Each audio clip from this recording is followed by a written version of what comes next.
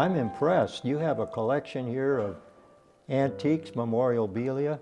Someone did some work. Our museum was originally started in the old town hall, which is on Lake Street. By the generosity of the Lansing Library, we're here now. Your association with the society goes back quite a way now. Did you acquire a love for history when you were in school, and did you learn to love the history of Lansing? My love of history actually started with my history teacher. Now, anybody that went to TF North or TF South knew the name of Ruth A.L. Kanega. Mrs. Kanega was kind of a mentor to me. She really instilled in me a love of history. You know, before, history to me was just you know, dates and events and so forth, but she really had history come alive, and you know, it kind of grew from there, you know. And of course, I was born and raised in Lansing. You know, I worked here, I was born and raised here, so you know, I kind of grew up with a lot of Lansing history, you know. So you go back to the time when there was no high school here, and you went to high school in Calumet City, and the village was growing, was coming out of the, what, post-World War II generation? I remember when Lansing as population was, you know, 2,000 to 3,000, and, you know, I do a historic walk along Ridge Road every year, and I always start with saying that years ago when we walked Ridge Road, that indeed we knew everybody on Ridge Road. It was either a neighbor or a relative, and in a lot of ways that was truly true, because, you know, growing up in Lansing, there was really no strangers. You kind of knew everybody. And well, let's step back for just a moment and say, give us an overview of what the Historical Society is. I mean, what are you comprised of? Do you have a board of directors? Do you have members? How often do you meet? And what are you all about? We as a museum are about preserving and recording Lansing history is what our mission is. And you know, actually it's kind of interesting how the museum began. You know, in 1975, Lansing had a bicentennial commission who was celebrating our country's anniversary. Part of that centennial committee was the Historical Commission. The Historical Commission put together a bunch of programs and so forth, and they were so successful that they decided to continue it, and that really is how our museum kind of began, actually. The main person that really put together our museum is Mrs. Julie Galt. Mrs. Galt was a science teacher at, she taught in both North and South. And after she retired, she was really the beginnings of our society. We owe a lot to Mrs. Galt.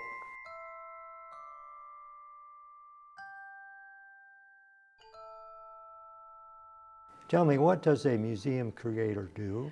Well, we're in charge of all the items in the museum. We accept new items and catalog them and document who they came from, and we try to keep everything in good shape, and then we create exhibits that will interpret the artifacts to make them more meaningful for the people who visit us. Up in the front corner we have our display about the Ford hangar, and then moving along after that we're developing one about the police department.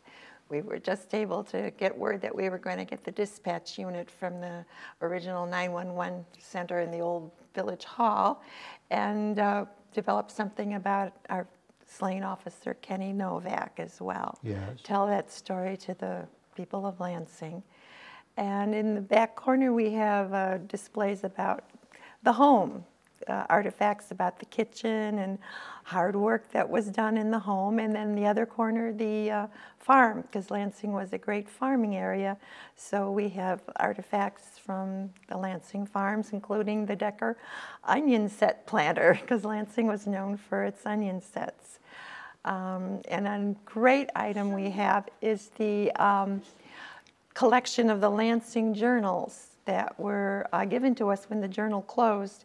We have them from 1932 all the way to 1983, and they're all very fragile, so the Lansing Historical Society members embarked on a 3-year project to digitize all of them. Could someone come here and trace some family histories? Do you think some of the main Of the main families, yeah, we families? have files on the main early settlers. Yes, we do. Can you give us an example of who Well, that the would be? Christian Schultz family, for one. The Schultz And- family. Yes.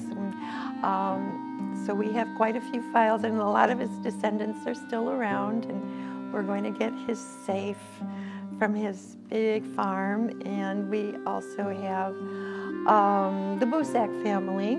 There's a nice file on their contributions to the town, and their descendant is an active member of our society, as the Schultz descendants are too. I see. Now, you mentioned something from the farm. So actually you have items in here that would go back, say, to the mid-1800s? Yeah, Christian So Schultz was operating in around 1860. They had the hay press, and we have like farm implements from Christian Schultz farm, yep. now you just didn't step into this position as creator, did you? I mean, did you have any other association with the society? Did you hold any other office or? No, I didn't, but my roots go deep because my father was once president of the Historical Society and my mom the treasurer, and they've loved being involved in the Historical Society.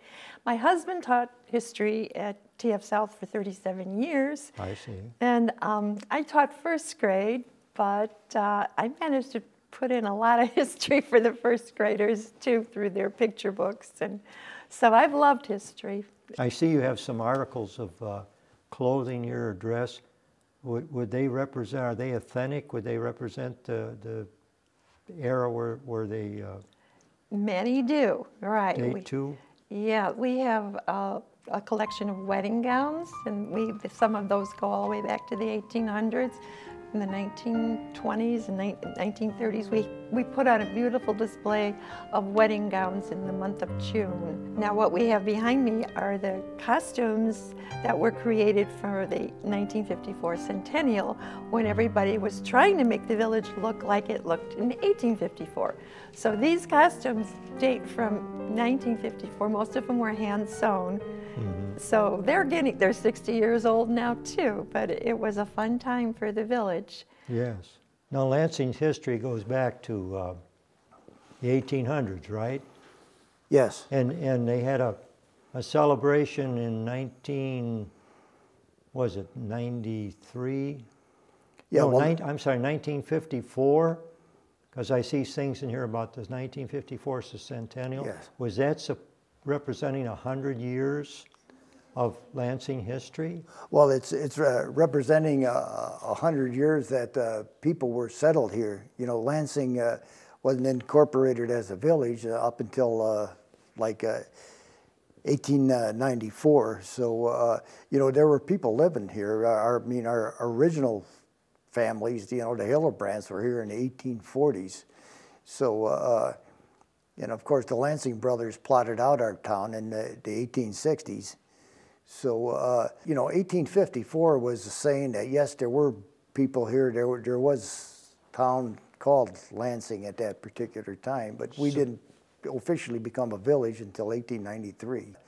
Yeah, it's kind of unique that Lansing celebrates 2 centennials, but, you know, them centennials are true. We had folks there in 1854. We've become a village in 1893, so we've had a double celebration in our towns.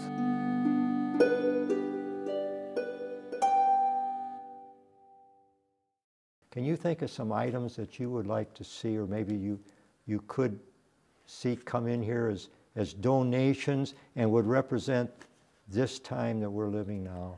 Sure, I think that probably things along the area of computers and our electronic devices. You know, we have a nice collection of cameras, so the digital cameras and iPhones and all that kind of camera, it would go right along with what we already have. As you can see over there, we have a TV from 1950, so flat screens, HD, you know, LED lights.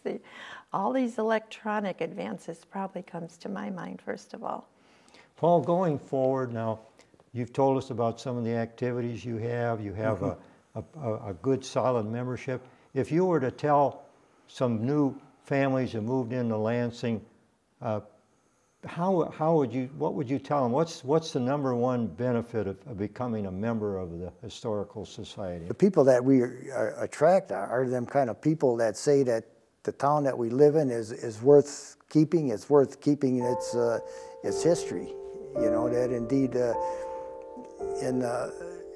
history is a unique thing. It's not facts and figures and so forth. It's why things happen. Yeah, we attract them kind of people that want to preserve that fact, want to preserve their history, their family history, their town history, and we got a lot of great talented people here at the museum that take that as their mission. If a family came here, let's say they're new to the village of Lansing, they had some children, and they were responsible parents. They wanted their children to receive a good education, but they learned about this place and they took a tour through here. What would you think would be the takeaway? I mean, would they get a good grasp about what this village of Lansing is all about? I think they would, especially if we gave them a tour. We would show the hard-working character of the people of Lansing, that it wasn't easy to make a living on the prairie, although we had the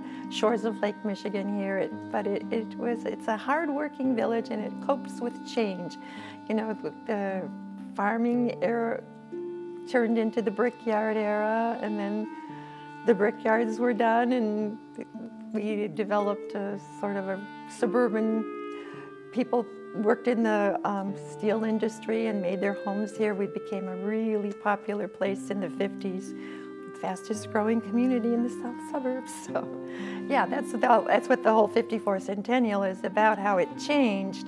And the Centennial was really just kind of a money-making scheme because they didn't want to ask for more taxes for the fire truck. I see. So the story behind the events is what's really interesting to me, and I'd like to present to families so they can apply it to their lives today.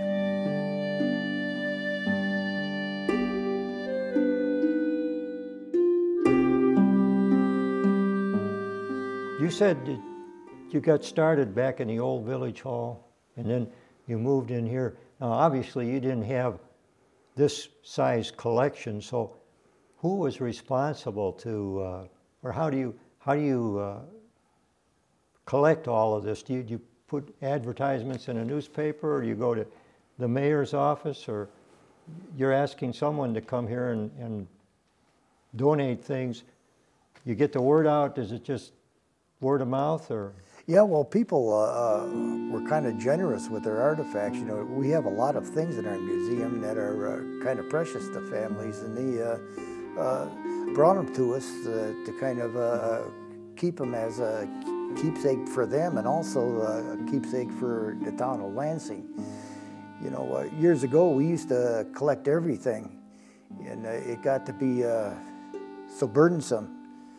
Yeah, we've decided that we were only going to house things that have to do with Lansing. I mean, at a time we collected, gosh, we must have had like 40 typewriters here, because people don't want to throw typewriters out because they're obsolete, and so they end up here. So, so we decided to, you know, keep our museum just things that have to do with Lansing, and it's worked out well.